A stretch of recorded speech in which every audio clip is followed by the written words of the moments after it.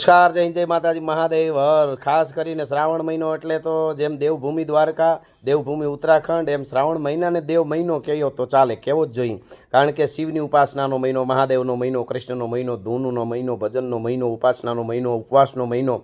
એ મહિનામાં જુદા જુદા મેળા હોય છે. એમાં ધાર્મિક મેળો, સનાતનનો મેળો એટલે શ્રી ગુપ્ત પ્રયાગ તીર્થધામ દેલવાડા, ગીર સોમનાથના ઉના તાલુકાના દેલવાડા મુકામે સનાતન હિન્દુ અને ભારતીય સંસ્કૃતિને ઉજાગર કરતો ધાર્મિક મેળો છે. એ કાર્યક્રમ આખો આ 8મા મહિનાની આવતી 21, 22 અને 23 તારીખ, 21, 22, 23, 8, 2025ના ભવ્ય લોકમેળો, સંસ્કૃતિનો મેળો, ભજનનો મેળો, ભાવનો મેળો, ભોજનનો મેળો, પરમ પૂજ્ય વંદનીય ક્રાંતિકારી સંત મુક્તાનંદજી બાપુ જે સેવાના અલેખ જગાડ્યા છે, પૂજ્ય બાપુની નિશ્રામાં આખો આ મેળો થાય છે.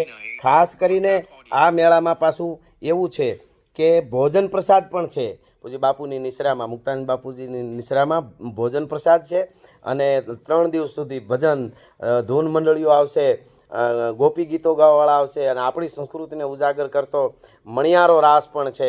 ગંગા આરતી થશે. પાંડવો વખતનું આ તીર્થ આપણું પુરાતન, અને એને અદ્ભુત રીતે આપણે નોખી અનુભૂતિ કરાવે એવો આ અદ્ભુત મેળો પૂજ્ય મુક્તાનંદ બાપુના સાનિધ્યમાં અને ગુપ્ત પ્રયાગ તીર્થધામમાં. એમાં 21 તારીખે મારો ભવ્ય લોક ડાયરો છે, 21/8/2025ના. તો આપણે ગુપ્ત પ્રયાગ મળીએ છીએ 21/8. અને આ બધા મેળાનો આપણે એક સનાતન ધર્મમાં ખોવાઈ જાય, લીન થઈ જાય, એના માટેનો મેળાનો લાવો. આજુબાજુના જ્યાં જ્યાં વિસ્તાર સુધી પૂગે ત્યાં બધા પધારજો, જ્યાંથી પૂગાય ત્યાંથી પધારજો. જય હિન્દ, જય માતાજી.